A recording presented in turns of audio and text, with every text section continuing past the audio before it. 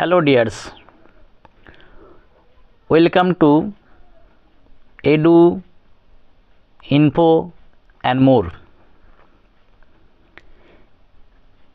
In previous class, পূর্বের ক্লাসে আমি পেত্রাচান সনেট और ইতালিয়ান সনেট সম্পর্কে আলোচনা করেছি।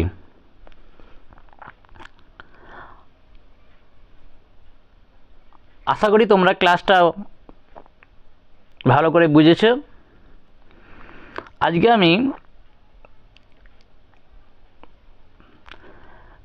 শেক্সপিয়ারিয়ান और ইংলিশ সনেট সম্পর্কে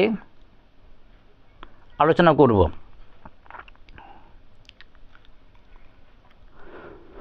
তো উইলিয়াম শেক্সপিয়ার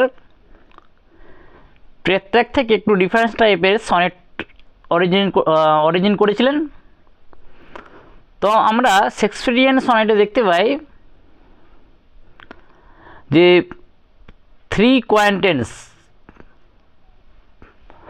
আমরা আগে জেনেছি যে কোয়ান্টেন্স মানে হচ্ছে 4 লাইন্স। তাহলে উইলিয়াম শেক্সপিয়ার তিনি কি করলেন, যে সেখানে অক্টেভ আর ষষ্ঠত্ব আছে, তিনি কি করলেন 4 lines plus 4 line plus 4 lines এবং শেষের 2 লাইন্স, সেটাকে বলা হচ্ছে কাপলেট। এই হিসাবে তিনি সনেটটা লিখলেন। আর এই সনেটের যে রাইম স্কিম সেটা হচ্ছে কি, সে রাইম স্কিম হচ্ছে A B C D E F G. এই প্যাটার্নে লিখলেন তিনি। ফার্স্ট কোয়ান্টেন্ট এ বি, সেকেন্ড যে কোয়ান্টেন্স আছে সেটা সি ডি, থার্ড হচ্ছে ই এফ আর শেষের 2 লাইন্স সেটা হচ্ছে কাপলেট, সেটা হচ্ছে জি। আর এই ধরনের সনেটের যে থিমটা কি, বিষয়বস্তু কি, যে আইডিয়া ডেভেলপস ইন কোয়ান্টেন্স, মানে যে 3টে যে কোয়ান্টেন্স থাকবে সেখানে একটা আইডিয়া মানে ধারণা সেটাকে দেওয়া হবে এবং ফাইনাল কনক্লুশন ইন কাপলেট, এবং শেষের 2 লাইনে সেটাকে উপসংহার টানা হবে। এবং এই ধরনের সনেটের একটা ভোল্টা আছে, সেটা usually before the final couplet, যে চূড়ান্ত যে কাপলেট তার আগে এটাকে দেখা যায়। এবং যে সমস্ত কবি বললো নয়, এই যে এই ধরনের সনেটটা উইলিয়াম শেক্সপিয়ারই লিখেছেন। ওকে, নেক্সট আমরা আলোচনা করব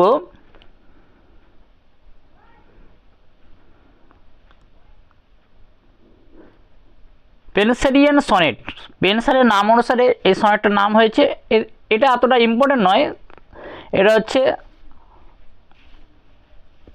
পেনসারিয়ান সনেট। ও রাইম স্কিমটা কি আছে, ও রাইম স্কিম আছে A B B C C D E, এবং কবি হলেন এডমান্ড স্পেন্সার। ওকে,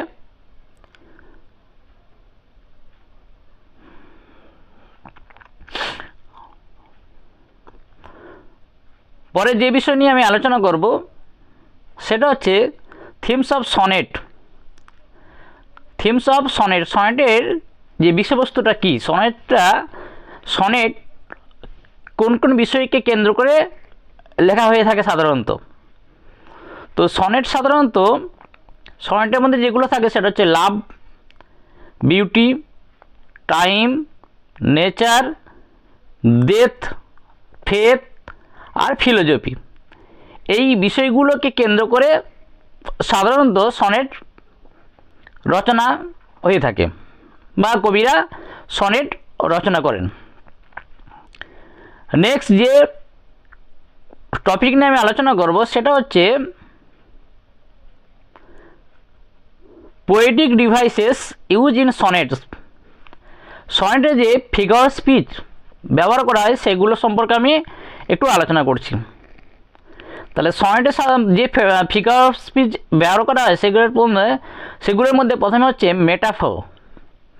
তো মেটাফরটা কি, যে একটা ব্যক্তি বা বস্তুর সঙ্গে কম্পেয়ার করা হবে কিন্তু সেখানে লাইক অ্যাজ থাকবে না, সেটা হচ্ছে মেটাফর। যেমন আমরা যদি বলি যে she is rose, she is a rose, তাহলে এখানে সে তাকে বলছে সে গোলাপ, তাহলে এখানে অ্যাজ বা লাইক নেই, তাহলে এটা হচ্ছে আমাদের মেটাফোর। আর সিমিলিটা কি জিনিস, তারপর যে সেকেন্ড যে আছে সিমিলি, সিমিলি কি, she is as beautiful as a rose, সে হলো একটি গোলাপের মতো সুন্দর বা সুন্দরী। তাহলে এখানে সি এর সঙ্গে গোলাপের কম্পেয়ার করা হয়েছে, তুলনা করা হয়েছে, কিন্তু অ্যাজ আর লাইক এসছে, তাহলে এটা হচ্ছে সিমিলি। তাহলে মেটাফোর আর সিমিলির মধ্যে যে পার্থক্যটা সেটা বোঝা গেল। তারপরে নেক্সট যে ফিগার স্পিচ ব্যবহার হয় সেটা হচ্ছে পার্সোনিফিকেশন। পার্সোনিফিকেশনটা কি, যখন কোনো নির্জীব বা জড়বস্তুকে তার মধ্যে ব্যক্তির গুণ দেওয়া হবে, ব্যক্তিত্ব আরোপ করা হবে, তাকে বলা হচ্ছে পার্সোনিফিকেশন। তো পার্সোনিফিকেশন হচ্ছে কি, যে জড়বস্তুকে বা নির্জীব বস্তুকে একটা ব্যক্তিত্ব প্রদান করা হবে, ঠিক আছে। যেমন আমরা এক্সাম্পল হিসাবে বলতে পারি যে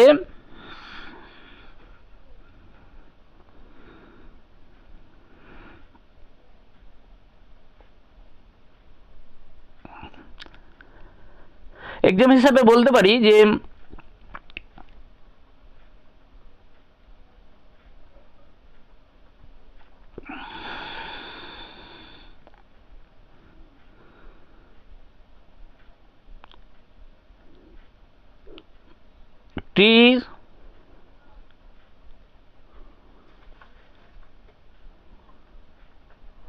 ট্রি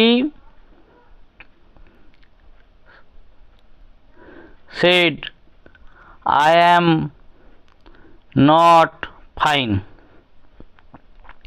যেমন গাছ বললো যে আমি ভালো না, দেখলে গাছটা তো কথা বলতে পারে না, কিন্তু গাছকে কি করছে, ব্যক্তিত্ব দেয়া হলো, তাই জন্য এটা পার্সোনিফিকেশন।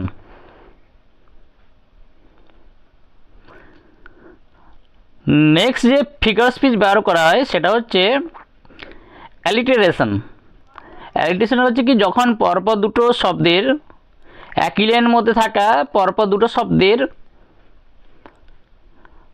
ফার্স্ট যে কনসোনেন্ট সেটা হচ্ছে সাউন্ডটা হচ্ছে সেম, একই কনসোনেন্ট থাকতে পারে বা সাউন্ডটা একই রকম হতে পারে, তাকে বলা হচ্ছে অ্যালিটারেশন। হাইপারবোল হচ্ছে কি, হাইপারবোল হচ্ছে অতিরঞ্জিত বললে বা কোনো কিছু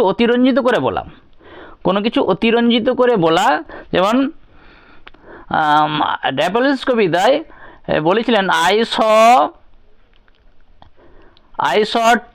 10,000 ড্যাফোডিলস অ্যাট এ গ্ল্যান্স।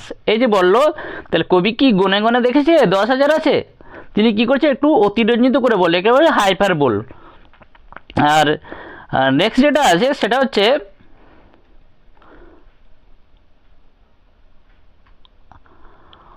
অক্সিমেরন। অক্সিমেরন কি, যখন দুটো বিপরীত শব্দ পরপর কবিতায় বসবে তাকে বলা হচ্ছে অক্সিমেরন।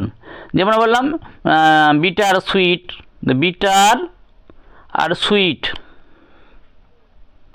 তাহলে এখানে বিটারটা আলাদা মানে যুক্ত আর সুইটটা আলাদা, তাহলে এখানে হচ্ছে ওকে বলা হচ্ছে অক্সিমেরন। আর আমাদের যে ইমাজারি তো আমরা জানি যে যখন কবিরা শব্দের দ্বারা এমন কিছু শব্দ ইউজ করবে যে শব্দের দ্বারা একটা পিকচার আমাদের চোখে ভেসে উঠবে, তাকে বলা হচ্ছে ইমাজারি। আবার ইমাজারির অনেকগুলো আছে, যেমন auditory imagery, visual imagery, olfactory imagery, tactile imagery, এগুলো অনেকগুলো ইমেজারি আছে। ওকে, নেক্সট আমরা জানবো যে ফেমাস সনেটার্স, ফেমাস সনেটের মধ্যে আমরা প্রথমে পেট্রাকের নাম আসবে, তারপর উইলিয়াম শেক্সপিয়ার, জন মিল্টন, আর এডমন্ড স্পেন্সার, আর এলিজাবেথ ব্যারেট ব্রাউনিং, রবার্ট ব্রাউনিংয়ের wife. Okay, thank you friends for watching my video. যদি তোমাদের ভিডিওটা হেল্পফুল হয়, একটু যদি কাজে লাগে, তাহলে আমার চ্যানেলটা সাবস্ক্রাইব করবে, লাইক শেয়ার করবে, এবার বন্ধুদের মধ্যে এগুলো শেয়ার করে দেবে। Thank you.